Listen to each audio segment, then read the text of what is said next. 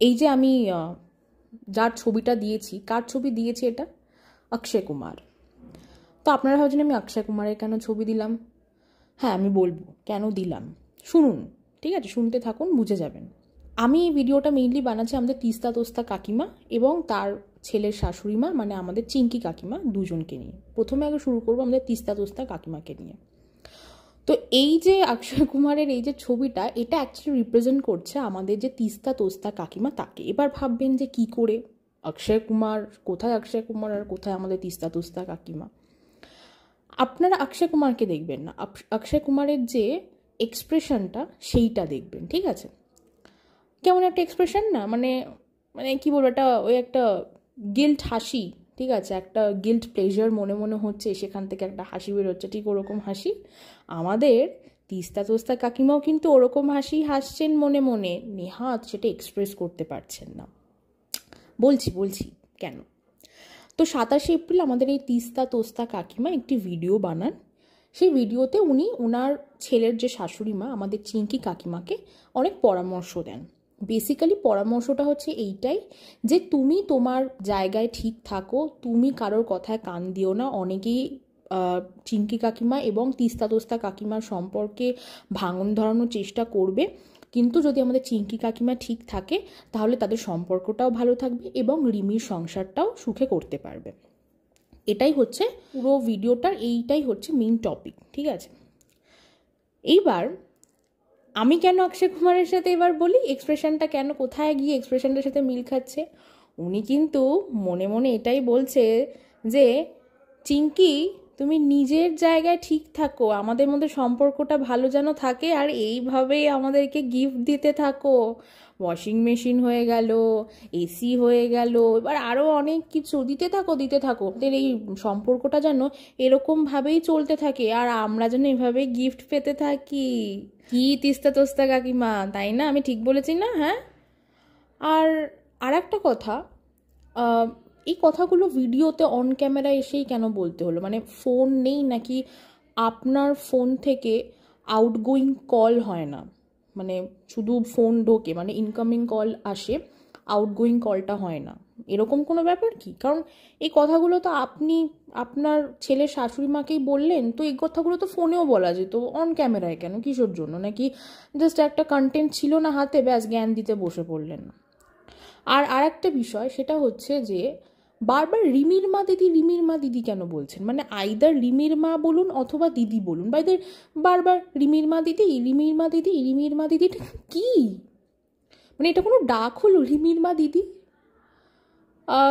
আপনারা যারা বিবাহিত মহিলারা আছেন প্লিজ বলবেন, আপনাদের শাশুড়ি মা কি আপনাদের মাকে আপনাদের নাম ধরে এর মা দিদি, এর মা দিদি, এর মা দিদি, এর মা বোন এভাবে বলে? মানে প্রথম দেখলাম, মানে অদ্ভুত ফ্যামিলি, একটা অদ্ভুত মহিলা, অদ্ভুত ছেলেকেও জন্ম দিয়েছে, অদ্ভুত কথাবার্তা, সবই অদ্ভুত মায়েরই। যাই হোক, তো বুঝতে পারলেন আমি কি করে তাহলে অক্ষয় কুমারের এই এক্সপ্রেশনটার সাথে আমাদের কাকিমাকে কম্পেয়ার করলাম। আমাদের কাকিমা কিন্তু মনে মনে এই এক্সপ্রেশনটাই দিচ্ছে যে সম্পর্কটা ভালো রাখুন আর এভাবেই গিফট দিতে থাকুন, ঠিক আছে? দেবেন, উনি আরও দেবেন, আমরা সাহায্য করব ওনাকে আরও গিফট দেওয়াতে, মানে ওনাকে আইডিয়াস দেবো যে আর কি কি গিফট দিতে হবে। আপনি আপনার ছেলেকে সেলিব্রিটি বলেন, সেলিব্রিটি। আপনি জানেন সেলিব্রিটি মানে কাকে বলে? যখন ডিজিটাল মিডিয়া আসেনি, ডিজিটাল মিডিয়া মানে তো আপনি আবার বুঝবেন না, মানে যখন ইউটিউব আসেনি বা সোশ্যাল মিডিয়া আসেনি, তখন তার আগে সেলিব্রিটি বলা হতো তাদেরকেই যারা কিনা ধরুন টিভি বা থিয়েটার স্ক্রিনে বা লার্জ স্ক্রিনে অ্যাপিয়ার করতো, ঠিক আছে? কেমন ধরনের? মানে যারা এন্টারটেনমেন্ট এবং স্পোর্টসের সাথে রিলেটেড, মানে ধরুন actor, actress, comedian, singer, dancer, আরও এন্টারটেনমেন্ট জগতের আরও যেসব প্রফেশনস আছে তাদেরকে এন্টারটেইনার বলা হতো এবং তাদেরকে সেলিব্রিটি বলা হতো, যাদের অনেক নাম যশ খ্যাতি হয়ে যেত, এবং সাথে সাথে যারা স্পোর্টস পার্সোনালিটি তাদেরকেও আগে সেলিব্রিটি বলা হতো। কিন্তু যখন ডিজিটাল মিডিয়া আসলো, ইউটিউব আসলো, এবং ডেফিনেটলি আফটার কোভিড ইউটিউবের এত রমরমা হলো, তখন কিন্তু অনেক ইউটিউবারদেরকেও সেলিব্রিটি বলা হয় এখন এই বর্তমান যুগে দাঁড়িয়ে। কারণ যারা ইউটিউবার, শুধু ইউটিউবার না, বেসিক্যালি যারা ইনফ্লুয়েন্সার হয়, তাদের রোজগারটা এবং তাদের নাম যশ খ্যাতি আরও অনেক বেশি হয় অনেক বড় বড় সেলিব্রিটিদের থেকেও। কিন্তু তাদেরকে কেন বলা হয় সেলিব্রিটি? কাকে বলে? যারা কিনা এন্টারটেইনমেন্ট বা স্পোর্টস বা কোনো ভালো প্রোডাক্টিভ কন্টেন্টের সাথে যুক্ত থাকে এবং তারা প্রোডাক্টিভ কিছু বেনিফিশিয়াল কিছু দেয় অডিয়েন্সকে তাদের, এবং সেই থ্রুতে, সেই কন্টেন্টের থ্রুতে তারা যখন একটা বেশ ভালো জায়গায় যায়, তাদের যখন নাম যশ খ্যাতি হয়, তখন তাদেরকে সেলিব্রিটি বলা হয়। ঠিক আছে, এবার আপনি বলুন তো আপনার ছেলে কোন গুড কন্টেন্ট, ভালো কন্টেন্টটা দিয়েছে? আপনার ছেলের আমি পুরো চ্যানেলটা দেখলাম, ঠিক আছে, পুরো চ্যানেলের শুরু থেকেই এক বাল্যবিবাহ প্রমোট করা, অল্প বয়সে পেকে গিয়ে 2বার বিয়ে করেছে, ঠিক আছে, সেটা আপনার ছেলে নিজেই এসে একদিন নিজের লাইফ স্টোরিতে বলেছে। 17 বছর কয়েক মাস বয়সে প্রথম বিয়ে করে, তারপর আবার 1 বছরের মাথায় সেকেন্ড বিয়ে করে, তারপর বউ চলে যায়, তারপর একটা বেশ কয়েক দিন বা কয়েক মাস ধরে কল রেকর্ডিং শুনিয়ে গেল, তারপরে লাইভে এসে নিজের শ্বশুরবাড়ির লোকদের, মানে নিজের থেকে বয়সে বড় মহিলা এবং লোকদেরকে রীতিমতো গালাগালি খিস্তি করলো। হ্যাঁ, মোটমাট নিজের লাইফের পুরো কেচ্ছা বিক্রি করলো। মানে একবার বউ গেল, প্রথম বউকে নিয়ে এসে এক বছর ধরে ঘোরাঘুরি করলো, আবার এই বউ আসলো, মানে এইগুলোই আপনার ছেলের পুরো সোশ্যাল মিডিয়ার ক্যারিয়ারটা থ্রুতে এইগুলোই। আর টিকটকের কথা বলছেন, টিকটকার অনেকে আছে যারা ইউটিউবে এসছে, যেমন ধরুন প্রীতম জেফার কিন্তু আপনার ছেলের মতো কেচ্ছা বেচেনি। প্রীতম জেফার দেখেছেন তো কি সুন্দর, শুধু সংসারই করছে না, সাথে ব্যবসা করছে।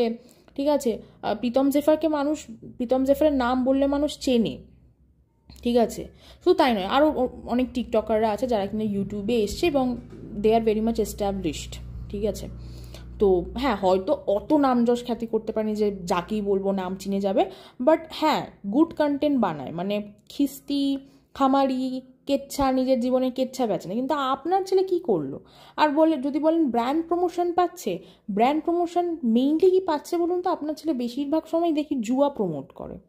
ঠিক আছে, এবার ইনফ্লুয়েন্সার মার্কেটিং আপনাকে বোঝাতে গেলে না ভাস জিনিস, মানে কাকিমা, তিস্তা তোস্তা কাকিমা। আমি মিডিয়া ব্যাকগ্রাউন্ড থেকে বিলং করি, আমার কাজটাই মিডিয়া নিয়ে, সুতরাং ইনফ্লুয়েন্সার মার্কেটিং সম্বন্ধে যদি আপনার জানতে ইচ্ছা হয় বলবেন, আমি একটা ডেডিকেটেড ভিডিও বানাবো আপনাকে বোঝানোর জন্য ইনফ্লুয়েন্সার মার্কেটিং কীভাবে হয়, বিভিন্ন ব্র্যান্ড কীভাবে ইনফ্লুয়েন্সারদেরকে অ্যাপ্রোচ করে, বেসিক্যালি কাদেরকে সত্যিকারের ইনফ্লুয়েন্সার ধরে আর কাদেরকে ধরে না, আপনাকে বোঝাবো। ঠিক আছে কাকিমা, এই ভিডিওতে বলবো না, বড় হয়ে যাবে, আপনি অত বুঝতেও পারবেন কিনা তো জানি না। আপনি যদি বুঝতে চান বলবেন, আমি বুঝিয়ে দেবো। ওকে, তো আপনার ছেলে কোনো সেলিব্রিটি না, আপনার ছেলে নিজের লাইফে কেচ্ছা বিক্রি করে সাবস্ক্রাইবার বাড়িয়েছে। যেমন আপনার ছেলের শাশুড়ি মা খালি জীবনে কেচ্ছা বিক্রি করে 1 লাখ সাবস্ক্রাইবার।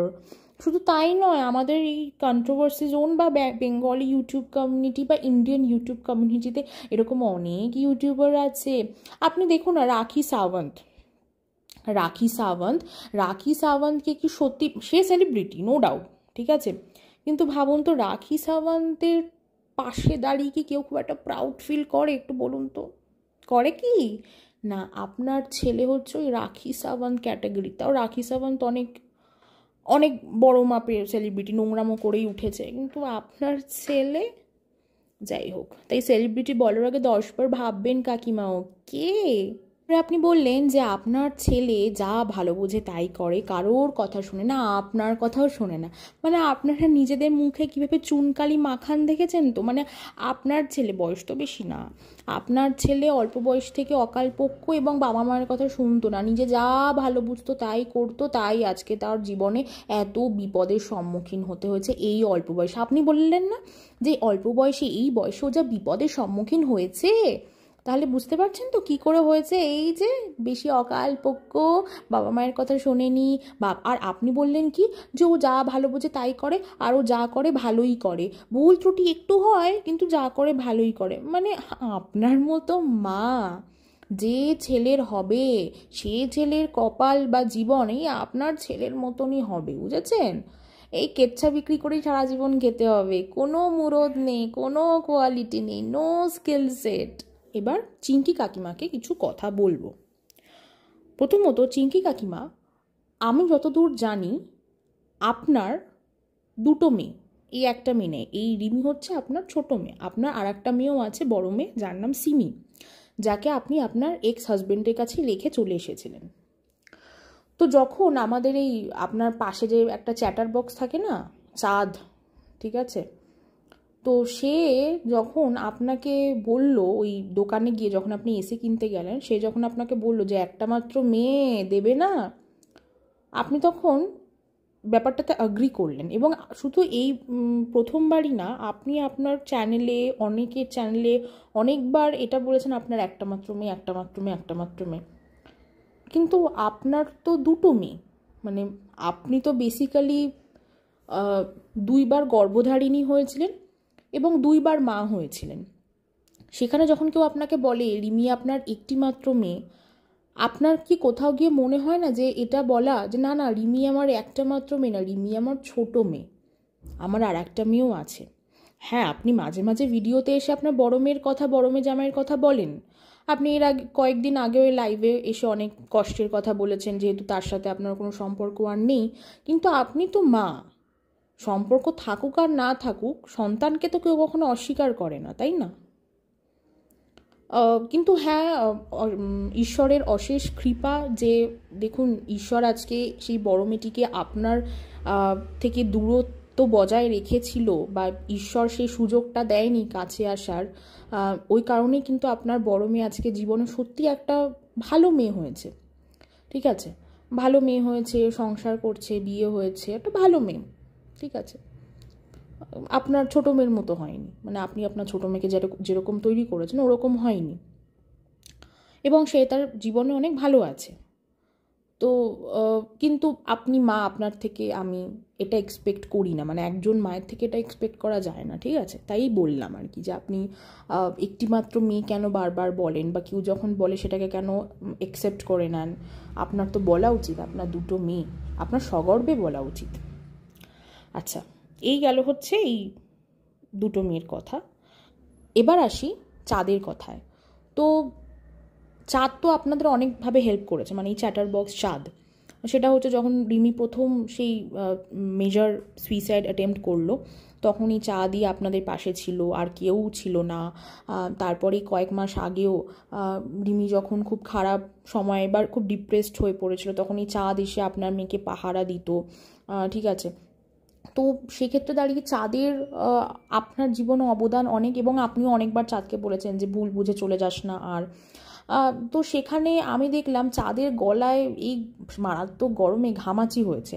তা আপনি যখন আপনার মেয়েকে এসি গিফট করছেন, আপনি চাঁদকেও তো একটা এসি দিতে পারতেন, মানে আমাদের মামাই দিয়েও বলেছে। এবার দেখুন, এসিটা হয়তো আপনার নিজের সন্তান, আপনি এসি দিয়েছেন, এসি না দিন একটা এসি, একটা কুলার দিতে পারতেন, তাই না? তাহলেও হতো।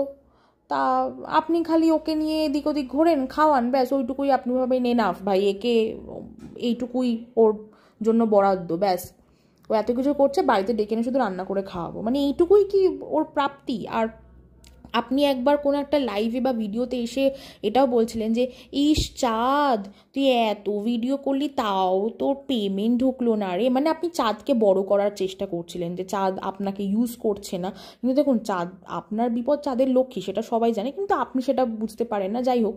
তো সেখানে যখন চাঁদের পেমেন্ট ঢুকিনি, সেটাও আপনি এত বড়াই করে বললেন, মানে কোথায় আপনার দুঃখ হওয়ার কথা ছিল যে ইস আহারে মিটার পেমেন্ট ঢোকেনি রে, সেটা আপনি অত হাসি মুখে বললেন মানুষকে। তা আপনি কি চাঁদকে কোথাও গিয়ে ইউজ করছেন? মানে চাঁদ তো আপনাকে ইউজ করছে, কিন্তু তাও দেখুন এত কিছু করছে। বাবলি ম্যাডামের চেম্বারে যখন সেই মধ্যরাত অবধি বসেছিলেন 2বার, কিন্তু চাঁদ আপনাদের সাথে ছিল। যখন আপনার মনে হচ্ছে আপনি কালনা যাবেন আপনার মেয়ে শ্বশুরবাড়ি, আপনি চাঁদকে বগল দাবা করে নিয়ে গেছেন, আপনি সব জায়গায় চাঁদকে নিয়ে যাচ্ছেন, চাঁদ আপনার পিছু পিছু সব জায়গায় যাচ্ছে, একদম বিক্রম আর বেতাল।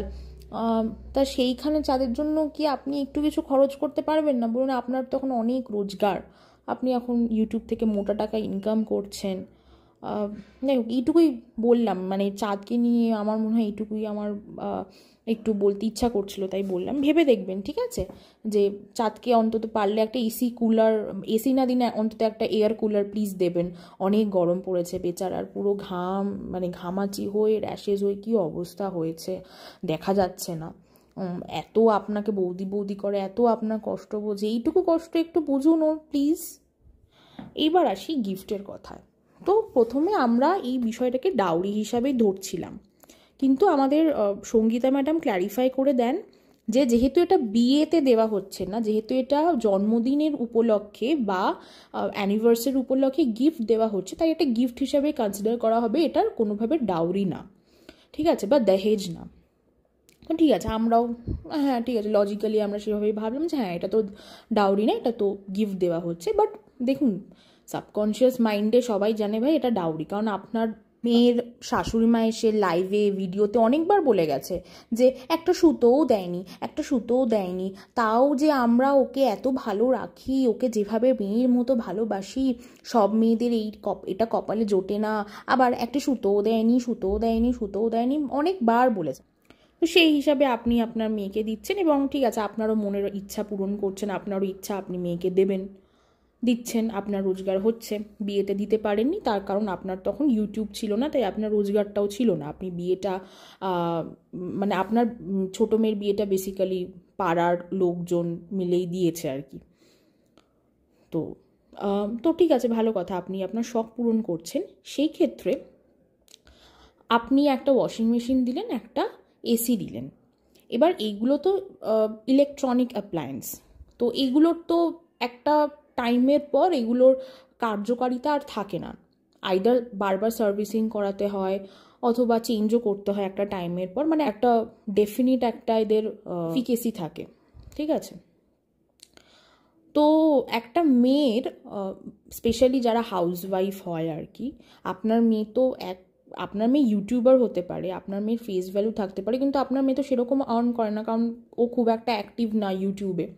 জানি না ও ইনস্টাগ্রাম বা ফেসবুক থেকে ও পেমেন্ট পায় কি পায় না, বাট মোটমাট ও অতটা সিরিয়াস না আর্নিংয়ের বিষয়। তো ধরে নিচ্ছি ও she wants to be a housewife, ঠিক আছে। তো সেক্ষেত্রে একটি মেয়ে এবং স্পেশালি যারা হাউসওয়াইফ হয় তাদের আসল যে অ্যাসেট, তাদের মেইন অ্যাসেটটা হয় কিন্তু সোনার গয়না। তো আপনি আপনার মেয়েকে তো বিয়েতে সোনার গয়না দিতে পারেননি, এক্সেপ্ট একজোড়া কানের দুল, যতদূর আমি জানি সেই কানের দুলটা আপনার মা আপনাকে দিয়েছিল, আপনি আপনার ছোটো মেয়েকে দিয়েছিলেন। তো আপনার তাহলে এবার বলি কি, এসি হলো, ওয়াশিং মেশিন হলো, দুটো ইলেকট্রনিক ডিভাইস হলো, এইবার সোনার গয়না দিন। একজোড়া কানের হয়ে গেল, এবার একটা নেকলেস। এবার নেকলেস দেখুন, ফিনফিনে নেকলেসও হয়। আপনার মেয়ে আপনার গলায় যে নেকলেসটা পরে থাকে তার শাশুড়ি মায়ের দেওয়া, সেটা পাতলা নেকলেস এবং সেটা 22 ক্যারেটও না, পুরনো, সুতরাং সেটা ওই ধরে নিন একটা পারিবারিক ঐতিহ্য বজায় রাখার জন্য সেই নেকলেস এবং আপনার দেওয়া একজোড়া কানের দুল। কিন্তু বর্তমান সময় দাঁড়িয়ে হলমার্ক 22 ক্যারেট হলমার্কটাকেই ধরা হয়, তাই তো। তো আপনি বরং একটা কাজ করুন, আপনি একটা ভালো হলমার্ক 22 ক্যারেটের একটা ভারী একটা নেকলেস দিন। হ্যাঁ, তারপরে হাতেরও তো কিছু দেননি, if I am not wrong, হাতের কিছু দিন, ঠিক আছে। শাখা বাঁধানো পলা বাঁধানো তো শ্বশুর বাড়ি থেকে দিয়েইছে, কিন্তু ধরুন বাউটি, বালা, চূড়, হ্যাঁ, তারপরে আংটিও দেখলাম একটা ওকে ওর বর দিয়েছে, মানে আপনার জামাই মনে হয় একটা আংটি দিয়েছে। হ্যাঁ, তারপরে আপনার জামাইকেও তো আপনি একটা রূপোর ব্রেসলেট দিয়েছেন, কিন্তু শুধু রূপোর ব্রেসলেট তখন আপনার রোজগার ছিল না, আপনার যেরকম মানে আপনি আপনার সামর্থ্য অনুযায়ী দিয়েছেন। এখন তো আপনার সামর্থ্য হচ্ছে আস্তে আস্তে, তো জামাইকে একটা সোনার ব্রেসলেট, সোনার আংটি, যদিও আপনার জামাই প্রচুর সোনার আংটি, কিন্তু তাও দেখুন শাশুড়ি মার তরফ থেকে দেওয়ারও তো একটা ব্যাপার থাকে, তাই না, যেখানে কিনা আপনি বলেছেন আপনি মা আপনি বাবা। তো একটা সোনার ব্রেসলেট, সোনার চেইন, সোনার আংটি, হ্যাঁ। তারপরে হচ্ছে আপনার জামাই আগের বছর আপনার মেয়ের জন্মদিন কি অ্যানিভার্সারি উপলক্ষেই মনে হয় ওই লাল রঙের 4 চাকা গাড়িটা কিনেছিল, ঠিক আছে, কিন্তু সেটা পরে আর টেকাতে পারেনি, কি করবে, তার আর্নিং আর হচ্ছিল না ভালো, ইএমআই দিতে পারছিল না, বিক্রি করে দিতে হয়েছে, কারণ সেটা তো আমরা আর দেখতে পারি না অন ক্যামেরা। তো একটা গাড়ি দিন, এবং গাড়িটা ডেফিনেটলি আপনি শুনে নেবেন কিন্তু আপনার মেয়ের ফেভারিট কালার কোনটা। তো মেয়ের ফেভারিট কালারের একটা গাড়ি দিন, কারণ দেখুন আপনার মেয়ে তো বিয়ের আগে সবসময় 4 চাকা চড়েই এসেছে না, সেক্ষেত্রে এখন হঠাৎ করে এসে এই রোদের মধ্যে বরের বাইকে করে সব জায়গায় যাচ্ছে। আর আমাদের পশ্চিমবাংলায় তো গরমটাই মানে গ্রীষ্মকালটাই বেশি, গরমটাই বেশি থাকে, শীত তো কয়েকদিনের জন্য আসে। তো 4 চাকায় করে তাহলে যেতে পারবে। শুধু তাই নয় যে ধরুন জামাই ষষ্ঠীতে আসবে, জামাই ষষ্ঠীতে তো আর ওই বাইকে করে আসতে পারবে না, তো যদি গাড়ি থাকতো একটা গাড়িতে করে আসতে পারতো না। তো এইগুলো আস্তে আস্তে দেওয়া শুরু করুন। তারপরে ধরুন আপনার মেয়ের শ্বশুরবাড়িতে ইলেকট্রনিক্স ডিভাইস তো দিলেন, কিন্তু আপনার মেয়ের শ্বশুরবাড়িটা না বড্ড অন্ধকার আচ্ছন্ন, মানে চারিদিক অন্ধকার। তো একটু ভালো লাইটিংয়ের ব্যবস্থা করে দিন, পারলে ইন্টেরিয়ার ডিজাইনিং করিয়ে দিন।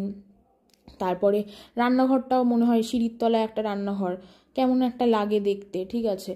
তো মেয়ে যাতে কমফোর্টেবল ওয়েতে রান্না করতে পারে তার জন্য মডিউলার কিচেন, তারপরে হচ্ছে আপনার কিচেন চিমনি, এগুলো দিন। মানে আস্তে আস্তে, মানে একসাথে তো দেওয়া সম্ভব না, কিন্তু আস্তে আস্তে একটু একটু করে, মানে আপনি তো প্রত্যেকটা অকেশনে কিছু না কিছু দিচ্ছেন, ধরুন জন্মদিনে, তারপরে হচ্ছে অ্যানিভার্সারিতে, সামনে জামাই ষষ্ঠী আসছে, তারপরে পুজো।